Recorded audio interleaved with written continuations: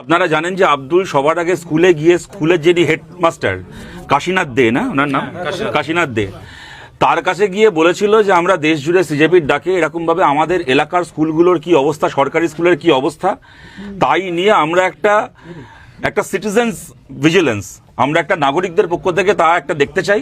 আমরা খালি স্কুলটা দেখতে চাই কি অবস্থায় স্কুলটা চলছে। একজন হেড স্যারকে এইটুকু কথাও বলেছিল। পরের দিন যখন ও স্কুলটাকে দেখতে গেল তখন ওর জন্য বিজেপির গুন্ডারা ওখানে অপেক্ষা করছে। কারা এই একটা সাধারণ একটা সোশ্যাল ভিজিলেন্সের দাবি করে কারা এখানে বিজেপির গুন্ডাদেরকে ডেকে আনলো? এখানে কাশীনাথদের ভূমিকা কি সেটাকেও খতিয়ে দেখতে হবে। পুলিশের ভূমিকার কথা তো আশুতোষ বললেন, এবং হাসপাতালের সিসিটিভি ফুটেজ, সেই সিসিটিভি ফুটেজকেও বাজেয়াপ্ত করে যে কথাটা বলা হলো যে অনেকে যারা মেরেছিল ওরা যাদেরকে চেনে, আব্দুলের মা চিনতে পেরেছেন, আব্দুল চিনতে পেরেছে, এদের নাম বলে অভিযোগ করা হয়েছে, তারা বাদ দিয়েও যারা যারা এই ঘটনায় জড়িত তাদের ফুটেজ সিসিটিভিতে এখনো পাওয়া যেতে পারে। হাসপাতালের ইন্দাস হাসপাতালের ওই সিসিটিভি ফুটেজকে বাজেয়াপ্ত করে তাদেরকে চিহ্নিত করতে হবে। এবং দেখুন, আপনাদের একটা কথা বলছি, শুভেন্দু অধিকারী মুখ্যমন্ত্রী হওয়ার পরে খুব গুন্ডাদমন আইন করে লাফিয়েছিল।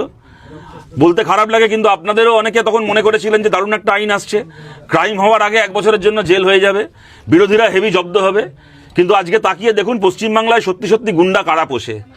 পশ্চিমবাংলায় কি আব্দুল গুন্ডা, যে ছেলেটা তার এলাকার স্কুলের উন্নতি চেয়েছিল? বাংলায় কি আব্দুল গুন্ডা, যে আব্দুল নিজের বাবাকে হারানোর পরে, ওর মা নিজের স্বামীকে এরকমভাবে খুন হতে দেখার পরে মা আর ছেলে মিলে বলছে, দেখছেন ওদের বাড়ির অবস্থা, দেখছেন যে রাস্তা দিয়ে আমরা হেঁটে আসলাম সেই রাস্তার অবস্থা আপনারা দেখেছেন। এই ঘরে দাঁড়িয়ে তার মা আর ছেলে বলছে যে আমাদের নিজের পরিবারের জন্য একটা 9 পয়সা ক্ষতিপূরণ চাই না, আমরা ক্ষতিপূরণ নিতে অস্বীকার করছি, যেন সরকারের ওই ক্ষতিপূরণের টাকায় আমাদের রাজ্যের ছেলে মেয়েদের জন্য একটা সরকারি স্কুল তৈরি হয়, আন্তর্জাতিক মানের সরকারি স্কুল তৈরি হয়। তাহলে স্কুল চাই যে ছেলেটা, সে কি গুন্ডা? নাকি স্কুল চাওয়ার জন্য যারা পিটিয়ে মেরে ফেললো সেই শুভেন্দু অধিকারীর দলের মণিমাণিক্যরা সত্যিকারের গুন্ডা? সেই গুন্ডাদেরকে বাংলায় কে দমন করবে?